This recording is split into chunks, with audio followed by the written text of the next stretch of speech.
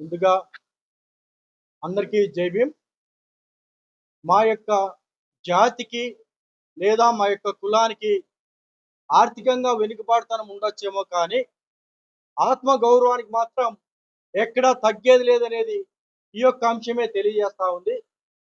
దీనికి ప్రధాన కారణం గత నెలలో జరిగినటువంటి శివరామకృష్ణ పైన దాడి జరిగినటువంటి యొక్క దాడి పైన ఎక్కడైతే దాడి జరిగిందో శివరామకృష్ణ పైన దాడిని మా యొక్క జాతి పైన దాడిగా భావిస్తూ మేమంతా దళిత గిరిజన బహుజన ప్రజా సంఘాలుగా కొన్ని ప్రతిపక్ష పార్టీలుగా ఏకతాటిపైకి వచ్చి ఆ యొక్క అంశం పైన మా ఆత్మగౌరవం పైన దెబ్బతీస్తే మా ఆత్మగౌరవానికి ఎవరైనా ఆటంకం కలిగిస్తే భంగం కలిగిస్తే ఉపేక్షించేది లేదు, చూస్తూ ఉండేది లేదని చెప్పేసి పెద్ద ఎత్తున తిరుగుబాటు ఉద్యమాన్ని తీసుకొచ్చాం. ఆ ఉద్యమం ద్వారాగా ఈ రోజు ఇక్కడ ఉన్నటువంటి సిఐ గారిని ఈ రోజు విఆర్ కి పంపిన వైనం ఏదైనా కేవలం మా యొక్క దళిత గిరిజన ప్రజా సంఘాలకే దక్కుతుందని ఇదే సందర్భంగా గర్వంగా చెప్తూ, అదే విధంగా మీడియా పాత్ర వీటిలో మాత్రం చాలా కీలకమైనది.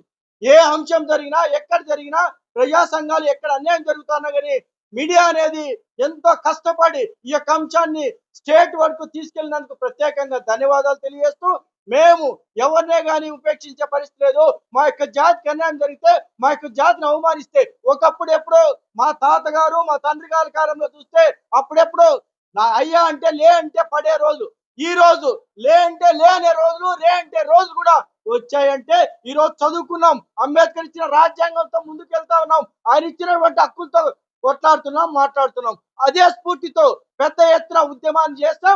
ఈ రోజు ఈ యొక్క సిఐ గారిని చాలా మంది మాట్లాడుతూ ఉంటారు, సిఐ గారిని పక్కకి పంపించడం చాలా కష్టం అని అనే సందర్భంలో అదే డిపార్ట్మెంట్ చెప్పారు.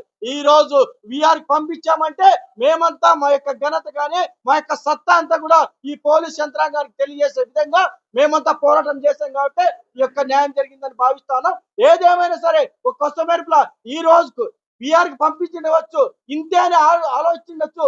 తనని ఖచ్చితంగా ఎఫ్ఐఆర్ నమోదు చేస్తే జైలుకు పంపించేంత వరకు కూడా మా ఉద్యమాన్ని మాత్రం ఆపేది లేదని చెప్పేసి మరొకసారి తెలియజేస్తా ఉన్నాం. మరొకసారి మీకు తెలియజేసేది ఏంటంటే తప్పనిసరిగా ఈ యొక్క అంశానికి సంబంధించి మేము మాట్లాడితే చాలా బాధపడినాం, చాలా ఇబ్బందులు పడినాం. ఒక పక్క శివరామకృష్ణ పైన తను ఏమైనా తప్పులు చేశాడేమో అని చెప్పేసి జిల్లా వ్యాప్తంగా ఉన్నటువంటి ప్రతి పోలీస్ స్టేషన్ ఎత్తారు, ప్రతి పోలీస్ స్టేషన్ చెక్ చేశారు. అయితే శివరామకృష్ణ గారు నిజాయితీ పడు కాబట్టి ఎక్కడ తప్పు చేయలేదు కాబట్టి తప్పని పరిస్థితిలో ఈ యొక్క నిర్ణయాన్ని పోలీస్ యంత్రాంగం తీసుకుందని చెప్పి భావిస్తా ఉన్నాము.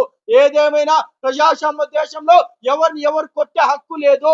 డాక్టర్ బాబాసాహెబ్ అంబేద్కర్ రాజ్యాంగంలో ఒక మనిషి తన సొంత కుటుంబంలో కూడా కొట్టే హక్కు లేనప్పుడు ఈ విధంగా దాడి చేయడాన్ని మొత్తం రాష్ట్రం అంతా కూడా ఖండించిన వైనాన్ని, అదే విధంగా ప్రతి ఒక్క దళిత గిరిజన సోదరుడు కూడా పెద్ద ఎత్తున కూడా ఉద్యమాన్ని చేశాడు.